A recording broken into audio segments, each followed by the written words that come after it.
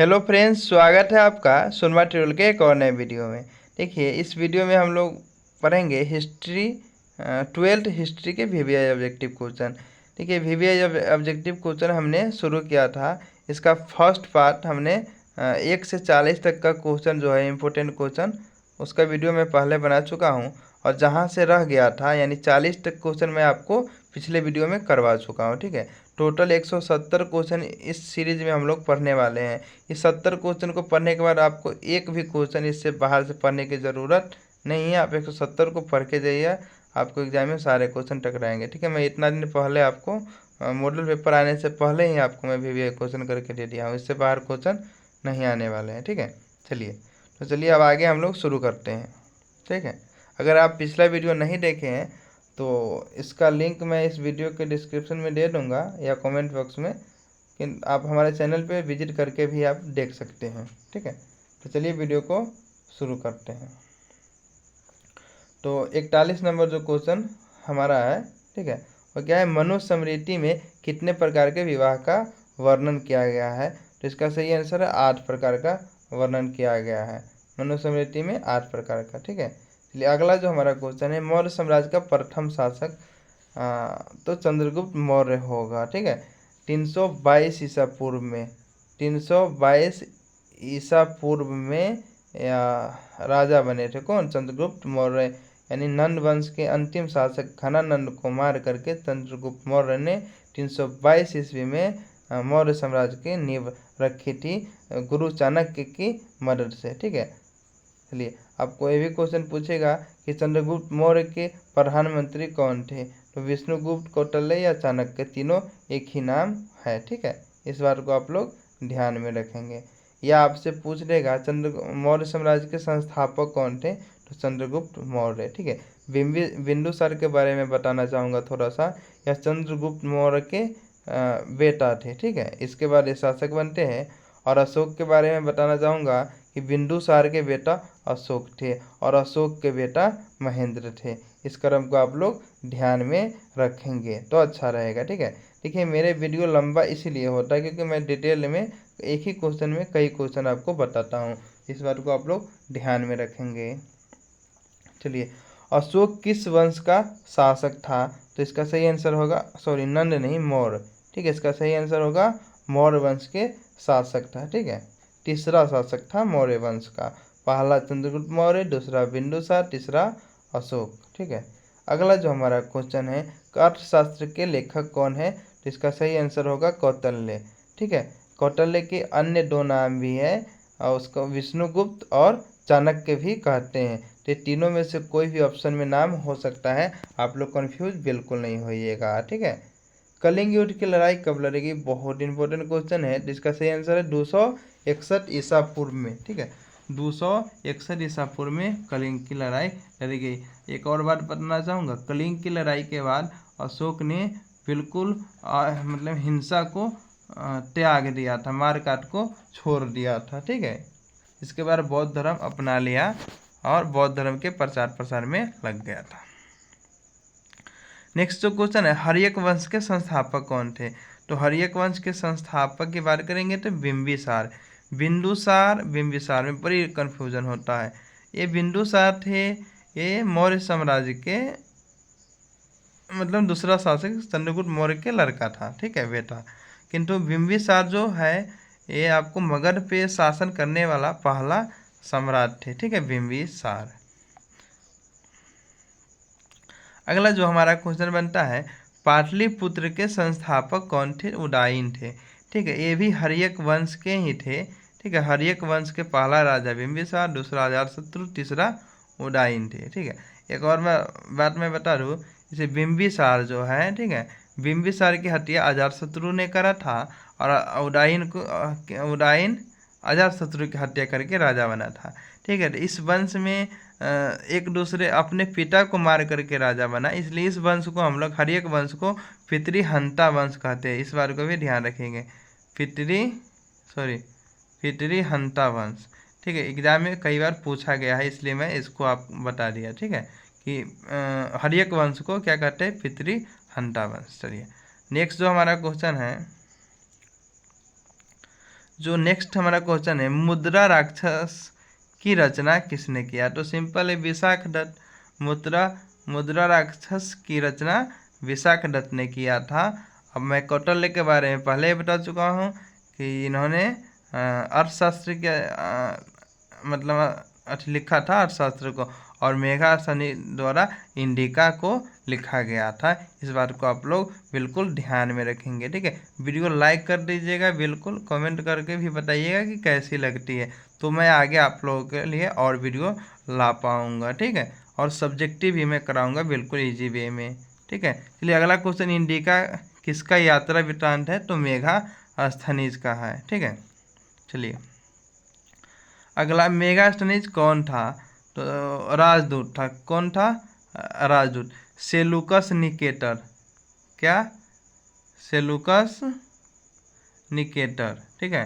सेलूकस Nicator जो अशोक के थल सेनापति, सॉरी अशोक के नहीं, जो सिकंदर का है ना, सिकंदर जो पूरे विश्व विजेता था उसका सेनापति था, ठीक है।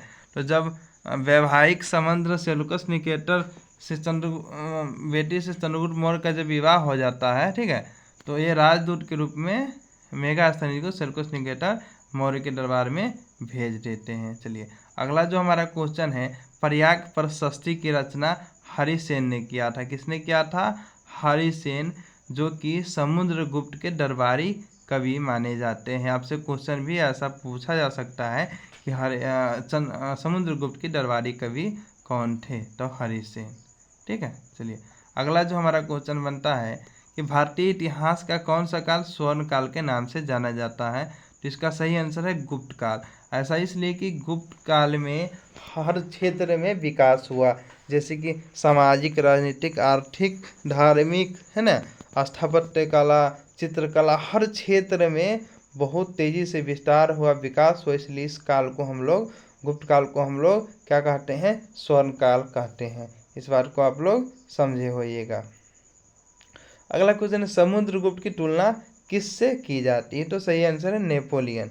किससे? नेपोलियन से। ऑप्शन नंबर बी, समुद्रगुप्त की तुलना नेपोलियन से की जाती है। चलिए अगला जो क्वेश्चन है, समुद्रगुप्त के दरबारी कवि, जैसा कि हम पहले ही बता चुके हैं, कौन थे? हरिसेन थे। कौन थे? हरिसेन। चलिए अगला जो हमारा क्वेश्चन बनता है, दिल्ली से दौलताबाद किस शासक ने राजधानी परिवर्तित किया था? तो सही आंसर है मोहम्मद बिन तुगलक। किसने किया था? मोहम्मद बिन तुगलक ने किया था, ठीक है। इसको पागल शासक भी कहा जाता है, ठीक है। इसका किस्मत खराब था, जो काम करता था सोचता था भला ही, मतलब सोचता था अच्छा, किंतु जो ये करने जाता था ये बेकार ही हो जाता था। जैसे इसने सिक्का चलाया था, ठीक है, तो वो भी क्या होगा, मतलब कि वो सफल नहीं हो पाया, ठीक है। यह बिहार के क्षेत्र में टैक्स बढ़ा दिया था और उस समय अकाल पड़ गया, ठीक है, तो इसका वो भी सफल नहीं हुआ था। इसने अभियान किया, उत्तरी अभियान, वो भी असफल रहा था, ठीक है। चलिए अगला क्वेश्चन है, तहकीके हिंद किसकी यात्रा वृत्तांत है? तो अलबरूनी के, जो महमूद गजनी के साथ भारत आया था, ठीक है, 1024 ईस्वी में आया था। तहकीके हिंद या किताबुल हिंद भी इसको कहते हैं, क्या कहते हैं? किताब उल हिंद। आपसे यह भी पूछा जा सकता है कि किताबुल हिंद किसकी रचना है? तो दोनों बात एक ही है, किताबुल हिंद या तहकीके हिंद किसकी रचना है? अलबरूनी की। यह कई भाषा के ज्ञानी था अलबरूनी, जैसे हिंदी, संस्कृत, अरबी, फारसी सबका ज्ञाता था, ठीक है। इस बात को ध्यान रखिएगा। और यह पहला मुसलमान था जिसने जो हमारा जो हिंदू ग्रंथ होता है उसको भी पढ़ा था, ठीक है। चलिए अगला क्वेश्चन है, इब्न बतूता कहाँ के निवासी थे? इंपॉर्टेंट क्वेश्चन है, मोरक्को के। कहाँ के थे? मोरक्को के निवासी थे इब्न बतूता, ठीक है, जो मोहम्मद बिन तुगलक के दरबार में आया था। अगला क्वेश्चन भी शायद वही है कि इब्न बतूता किसके दरबार में आया था? तो मोहम्मद बिन तुगलक के दरबार में आया था, ठीक है। चलिए ये जब आया था तो इसके लिए, तुगलक के लिए बहुत दास को लेकर आया था। एक बार तो इब्न बतूता को जेल में भी डाल दिया जाता है मोहम्मद बिन तुगलक के द्वारा, ठीक है। फिर बाद में सही जब इसको पता चलता है तो उनको छोड़ा जाता है, ठीक है। और अपने राजदूत के रूप में इसे चीन भी भेजा जाता है एक बार। ठीक है, चलिए अगला जो हमारा क्वेश्चन है, कुतुब मीनार के निर्माण का नींव किसने डाली थी? तो इसका सही आंसर है कुतुबुद्दीन ऐबक। नींव कुतुबुद्दीन ऐबक ने डाला था, यानी काम का जो शुरुआत है कुतुबुद्दीन ऐबक ने करा था कुतुब मीनार का। ठीक है, बख्तियार काकी जो इनके गुरु थे, ठीक है, उनके याद में कुतुब मीनार का जो नींव है ना बनाने का जो कार्य शुरू किया था ऐबक ने किया था, किंतु इनकी शासन शुरू होते ही 1206 ईस्वी में यह शासक बनता है दिल्ली का। ठीक है, और 10 में इसकी मृत्यु हो जाती है, तो ज़्यादा कुछ कर नहीं पाता है। तो इसका दामाद इल्तुतमिश जो इसका गुलाम ही रहता है, ठीक है, तो वह इस काम को पूरा करवाता है। तो आपसे क्वेश्चन पूछेगा निर्माण किसने संपूर्ण करवाया? तो इल्तुतमिश। और नींव किसने डाली? कुतुबुद्दीन ऐबक। किसके याद में? बख्तियार काकी के याद में। इस बात को ध्यान में रखिएगा आप लोग। ठीक है, चलिए अगला जो हमारा क्वेश्चन है, हम्पी नगर किस साम्राज्य से संबंधित है? हम्पी नगर किस साम्राज्य से संबंधित है? तो इसका सही आंसर होगा हम्पी कहाँ गया, कहाँ, विजयनगर। विजयनगर से संबंधित है। विजयनगर की राजधानी भी थी हम्पी। ठीक है, इस बात को ध्यान में रखेंगे। चलिए वीडियो आप लोग लाइक करके ज़रूर बताइएगा कैसी लग रही है। ठीक है, कमेंट करके भी बताइएगा। ठीक है, और कोई मित्रगण है जिनका हिस्ट्री है तो बिल्कुल इस वीडियो को शेयर करें। चाहे आप 12th क्लास की यदि आप आर्ट के स्टूडेंट हैं तो आप हमारे चैनल से बिल्कुल जुड़ जाइए, सब्सक्राइब करके बेल आइकन भी दबा लीजिए। ठीक है, चाहे आप ग्रेजुएशन के स्टूडेंट हो तब भी इस चैनल पे आपको बीए और इंटर यानी 12th, ठीक है, इसके लिए आपको वीवीआई क्वेश्चन की वीडियो आपको मिलेंगे। ठीक है, चलिए नेक्स्ट क्वेश्चन, विजयनगर साम्राज्य की स्थापना कब हुई? तो 1336 कहीं है, हाँ 1336 ईस्वी में हुई थी। हरिहर और बुक्का ने किया था। क्या? हरिहर और बुक्का दो भाई था। आगे जाके क्वेश्चन हमको मिलेगा भी। ठीक है, क्योंकि हमने कुछ भी इंपॉर्टेंट क्वेश्चन छोड़ा नहीं है इसमें। ठीक है, चलिए तो 1336 में हुआ था। इसकी भी एक कहानी है, तो चलिए वीडियो लंबी हो जाएगी। ठीक है, इस वजह से मैं नहीं बता पा रहा हूँ। अगला क्वेश्चन, विजयनगर साम्राज्य की स्थापना किसने किया था? ठीक है, विजयनगर साम्राज्य की स्थापना, हाँ विजयनगर, हरिहर और बुक्का, जो कि हमने अभी बताया था। और एक और बात, कृष्णदेव राय, ठीक है, ये सबसे महान शासक हुए विजयनगर साम्राज्य के। ठीक है, चलिए अगला जो क्वेश्चन है, अमुक्त मर्यादा किसने लिखा है? तो वही कृष्णदेव राय ने ही लिखा है। अमुक्त मर्यादा किसने लिखा है? कृष्णदेव राय ने लिखा है। चलिए अगला क्वेश्चन है, अयंगर व्यवस्था संबंधित थी। अयंगर व्यवस्था विजयनगर साम्राज्य से संबंधित थी। अयंगर व्यवस्था में होता क्या था? जिस तरह से अभी जो हमारा अभी है भारत है और एक देश है, फिर राज्य है ना, राज्य फिर जिला में बांटा गया है, जिला में भी प्रखंड है, प्रखंड में भी बहुत सारे होते हैं ना, ब्लॉक, ब्लॉक के अंदर भी कई सारे पंचायत होते हैं, और पंचायत के अंदर भी कई सारे गांव होते हैं, गांव के अंदर भी कई सारे वार्ड होते हैं। इसी तरह से उस समय भी सभी मतलब प्रशासनिक व्यवस्था को कई भागों में बांटा गया था, और उसकी देखरेख के लिए जो प्रशासनिक अधिकारी तय किए गए थे विजयनगर साम्राज्य में, मतलब रखे गए थे, उसे ही ठीक उसे क्या अयंगर, मतलब उस व्यवस्था को क्या कहा गया? अयंगर व्यवस्था कहा गया।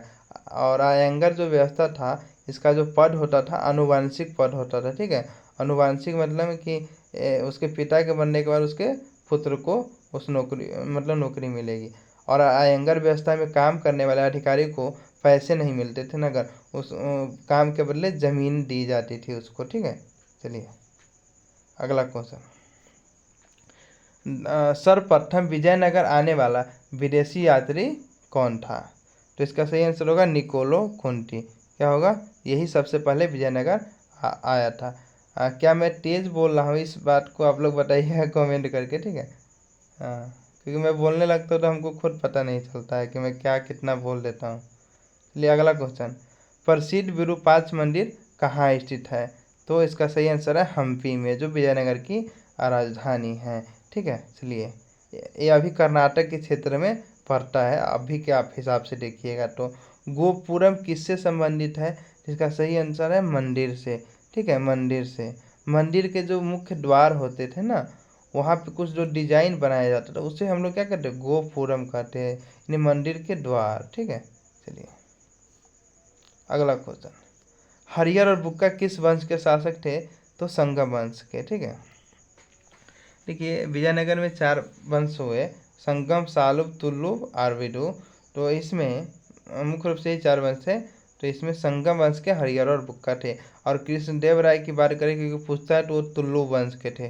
ठीक है, चलिए अगला क्वेश्चन, रामानंद के शिष्य कौन थे? तो इसमें से सभी थे। ठीक है, सभी, यानी आंसर डी हो जाएंगे, रैदास, कबीर, रन्ना एंड पीपा, सभी। अगला जो हमारा क्वेश्चन है, 1 मिनट, वीडियो 15 मिनट की हो चुकी है। चलिए अगला जो हमारा क्वेश्चन है, ख्वाजा मोइनुद्दीन चिश्ती की दरगाह कहाँ है? तो मोइनुद्दीन याद रखिएगा तो सीधा दिल्ली में जाइएगा।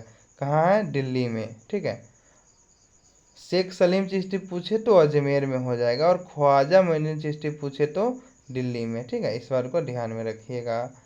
काशी, काशी में किस प्रसिद्ध संत का जन्म हुआ? तो कबीर जी का। कबीर जी का जन्म कहाँ हुआ था? काशी में हुआ था, इस बात को ध्यान में रखिएगा।